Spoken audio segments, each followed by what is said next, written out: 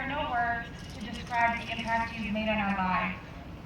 You've done more than any thank you could possibly convey.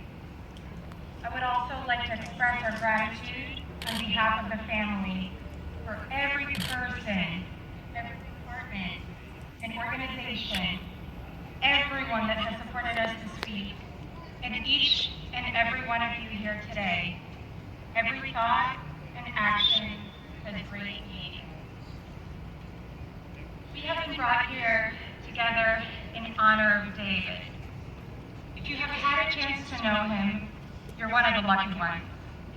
If you haven't, we hope you walk away understanding the kind of person he was. There is one story that speaks to this very well that Chief Brown gave you a little bit of a glimpse of, but I'll tell you a little bit more from my side, and that is the story of our proposal. Many of you may have seen images circulating the internet, so I would like to take an opportunity to share it firsthand. It was the week of both David and his sister Claire's birthday in September of 2014. His sister arrived to our house mid-week, clearly to celebrate their birthdays. Two of his best friends reached out to me because they wanted to fly in from New York and surprise Dave, and I was very excited about orchestrating the surprise. I had been asking to go on a ride-along for some time now, and of all days, Dave had to set it up on a day where I wouldn't be able to entertain his sweet sister and friends while he was at work. Slightly agitated by his subpar coordination, I almost didn't go, but Dave quickly mentioned that he had spoken to the chief about this, and it would not reflect well on him if I had asked for a rain check. None of this was true, of course, but I trust him unconditionally and believe everything he says, so I agreed to go for a few short hours. So, it is the morning of Sunday, September 14th. There is a slight drizzle over a foggy yet calm Euless. Our day starts with a very prolonged and leisurely time at the police station, where we chatted with a dozen other officers about nothing related to work. I knew Dave was usually on the road by about 7:50, so being at almost 8:10, I took it upon myself to gently guide the horse to start working. We're on the road. I'm excited. My adrenaline is rushing, although nothing is happening, but I'm looking forward to helping the city of Euless. Unfortunately, we have to stop at Starbucks. Expecting a quick run, I was appalled at the 45 minutes we spent there. The only thing that made it better is being able to say I'm with the cops. The barista gave Dave and Donnie, another officer and the right-hand man in this plan, their usual drinks complimentary, and I was beaming with respect for my man in blue. Still, I was looking forward to actually doing something with our day. Finally, we hit the street.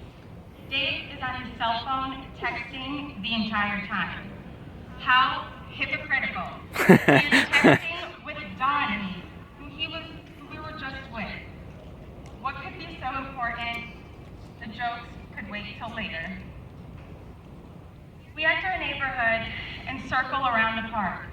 It's beginning to get interesting. Dave was a rover that day, which meant he didn't have a designated area and could patrol the entire city as needed. He was actually not at work, but anyway. Interestingly, we found ourselves making the same circle around what looked like a completely crime-free area on a Sunday morning. However, I understood that there was a suspicious vehicle in the parking lot of a park, and we were going to back up Donnie. It was a little strange that this was communicated by text and not over the radio. I see the park approaching. Dave turns on his light and accidentally the siren. My heart is pounding. I don't know what it could be. Sometime during our morning, I had asked about the rules of what I should do at a car stop. He said that it is protocol for me to get out and stand in front of the car because I am a liability and I must be on camera, which overlooks the front of the vehicle. Feeling like this could get a bit dangerous, I asked if I could get back in the car if I felt uncomfortable. But he stressed that I should stand in front of the hood as long as I could. Again, I knew he would protect me and would not do anything to compromise my safety, so I followed his orders.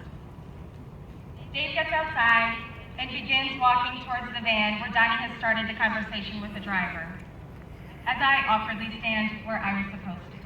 He peeks in. I had joked, very likely, because of my background, that if it's a van full of immigrants, to please be nice. Within seconds, Dave abruptly opens the door and says, "Everyone out." And I see this very familiar woman come out of the van holding a camera. It is my mom. Following is Dave's mom, sister, and 10 other family and best friends. It was indeed a van full of immigrants. I don't remember how the next 2 minutes go, so I'm incredibly thankful that we have it recorded on 2 dash cams.